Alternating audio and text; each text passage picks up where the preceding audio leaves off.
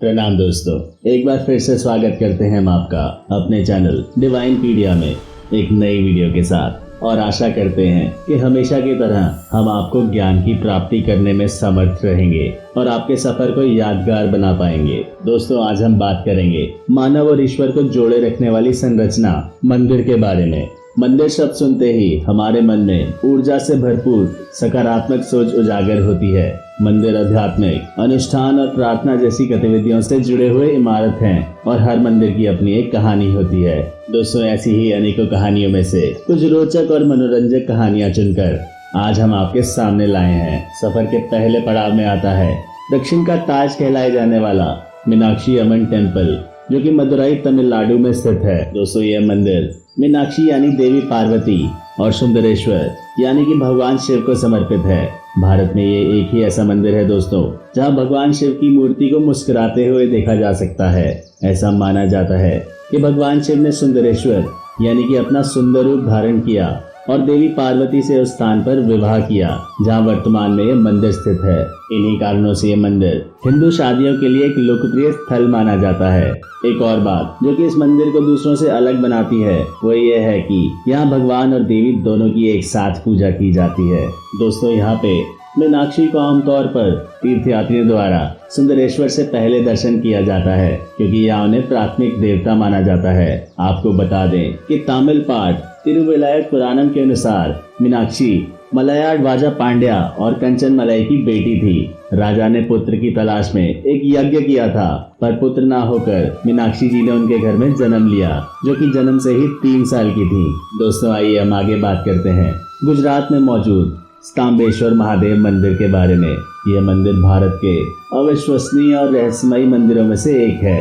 ये वो मंदिर है दोस्तों, जहाँ प्रकृति समुद्र के रूप में स्वयं भगवान शिव का जल अभिषेक करती है। दोस्तों, और तो और यही वो मंदिर है जो कि दिन में 2 बार गायब भी हो जाता है, और ऐसा समुद्र के उच्च ज्वार के कारण होता है। मित्रों, गायब होने के बाद इस मंदिर के एक भी हिस्सा दिखाई नहीं देता है। यह मंदिर गुजरात में अरब सागर और कावी कंबोई की खाड़ी के तट के बीच में मौजूद है। दोस्तों, जैसे ही समुद्र में पानी का स्तर नीचे होता है, ये मंदिर फिर से ऊपर आ जाता है।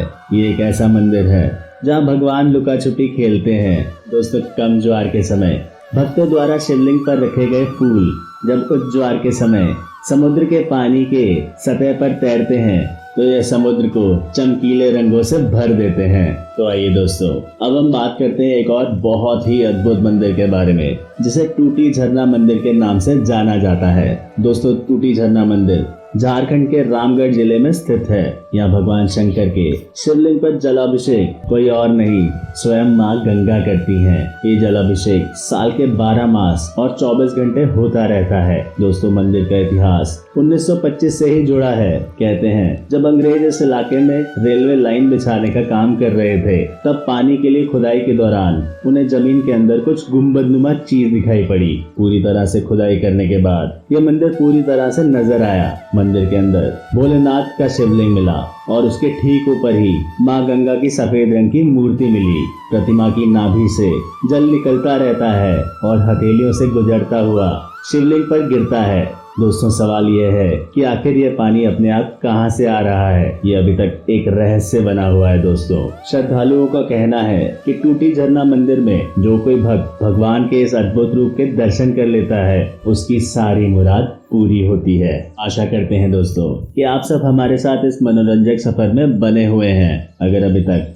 आपने हमारा चैनल सब्सक्राइब नहीं किया है तो कृपया करके बेल आइकन दबाकर चैनल को सब्सक्राइब कर लें। दोस्तों, आज के इस सफर में अगला मंदिर है कोडुंगुलर श्री कुरुम्बा भगवती टेम्पल, जो कि कोडुंगुलर केरला में स्थित है। ये मंदिर समर्पित है देवी भद्रकाली को। दोस्तों, इस मंदिर का एक आकर्षक पहलू यह माना जाता है कि यहाँ पूजन या अनुष्ठान स्वयं देवी के निर्देशों के तहत आयोजित किया जाता है। ये मंदिर चर्चित है अपने बहारानी उत्सव के लिए, जो कि हर वर्ष मार्च अप्रैल में मनाया जाता है। ये उत्सव प्रतीक है माँ भगवती के रुद्र रूप भद्रकाली के द्वारा राक्षस दारुका के वध का। देवी ने ये वध करके राजा परशुराम और उनकी प्रजा को राक्षस के प्रकोप से बचाया था। दोस्तों, इस आयोजन की खासियत यह है कि यह सभी जातियों को पूजा करने के लिए मंदिर परिसर में प्रवेश करने की अनुमति देता है। इसे कवाउतीन डाल के नाम से जाना जाता है। मंदिर में प्रवेश करने से पहले भक्त हाथ में लाठी लेकर मंदिर के 3 चक्कर लगाते हैं। लाठी को पुराने समय में इस्तेमाल होने वाले हथियार और तलवारों का विकल्प माना जाता था। तो दोस्तों, आइए हम आपको बताते हैं इस मंदिर के बारे में सबसे विचित्र बात। दोस्तों, माना जाता है महोत्सव में अनुष्ठान भाग के अनुसार भक्त गाली गलौज करते हैं और अजीबो गरीब अपशब्दों से भरे भक्ति गीत गाते हैं। कहा जाता है कि बीते दिनों में यहाँ भक्त हाथों में तलवार लेकर चलते थे और सिर पर तलवारों से वार करते थे। दोस्तों, है ना ये विचित्र भक्ति? कमेंट में जरूर बताइए। तो दोस्तों, आइए अब बात करते हैं एक बहुत बहुत विचित्र मंदिर के बारे में, जिसे बुलेट बाबा के मंदिर के नाम से जाना जाता है। दोस्तों, ये राजस्थान के पाली जिले में स्थित है और इसका नाम ओम बन्ना धाम भी है। दोस्तों, इस मंदिर में भगवान की नहीं बल्कि बुलेट की पूजा की जाती है। जी हाँ दोस्तों, यहाँ पर बुलेट मोटरसाइकिल को भगवान के रूप में पूजा जाता है। ये मोटरसाइकिल है 350 सीसी की रॉयल एनफील्ड बुलेट, जिसका नंबर है RNJ 7773। दोस्तों, इस मंदिर की उत्पत्ति हुई गांव के नेता ओम सिंह राठौर की मृत्यु से।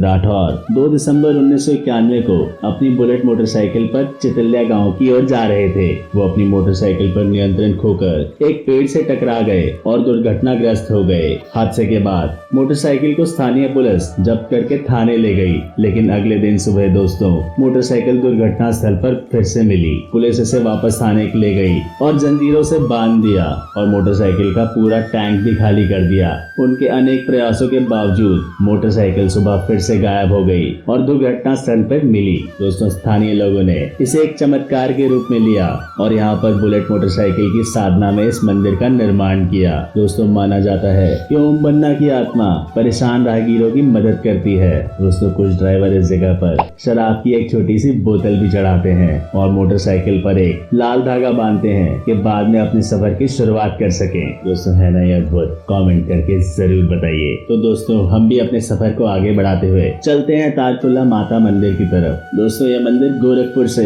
20 किलोमीटर की दूरी पर स्थित है।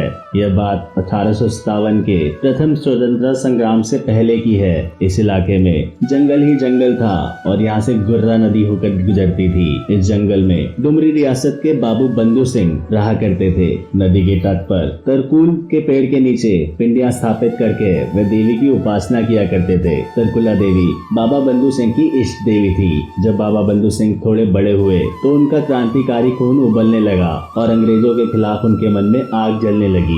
जब भी कोई अंग्रेज इस जंगल से गुजरता था, बंधु सिंह उसको मारकर उसका शीश माता के चरणों में समर्पित कर देते थे। बंधु सिंह ने ऐसे बहुत सारे शिकार किए, लेकिन दोस्तों मुखबरी के चलते उन्हें गिरफ्तार करके 12 अगस्त 1857 को गोरखपुर में अलीनगर चौराहे पर सार्वजनिक रूप से फांसी पर लटकाया गया। दोस्तों, बताया जाता है कि अंग्रेजों ने उन्हें 6 बार फांसी पर चढ़ाने की कोशिश की, लेकिन वो सफल नहीं हुए। इसके बाद बंधु सिंह ने स्वयं देवी माँ का ध्यान करते हुए मन्नत मांगी कि माँ उन्हें जाने दे। कहते हैं कि बंधु सिंह की प्रार्थना देवी ने सुन ली और 7वीं बार अंग्रेज उन्हें फांसी चढ़ाने में सफल हुए। दोस्तों, ये इस देश का इकलौता मंदिर है जहाँ प्रसाद के रूप में मटन यानी मांस को बांटा जाता है। अंग्रेजों के सिर की बलि से शुरू हुई परंपरा को निभाते हुए यहाँ बकरे की बलि चढ़ाई जाती है और उसके बाद बकरे के मांस को मिट्टी के बर्तनों में पकाकर प्रसाद के रूप में बांटा जाता है और साथ में बाटी भी दी जाती है। हालांकि कुछ लोगों के द्वारा ये विवादित स्थिति मानी जाती है और इसको रोकने का आग्रह भी किया जाता है। तो कहिए दोस्तों, कैसा लगा आपको आज का ये सफर? आशा करते हैं कि हम आपको अपने साथ पूरे वीडियो में जोड़कर रख पाए होंगे। ऐसे ही दोस्तों बने रहिए हमारे साथ। जय माता दी।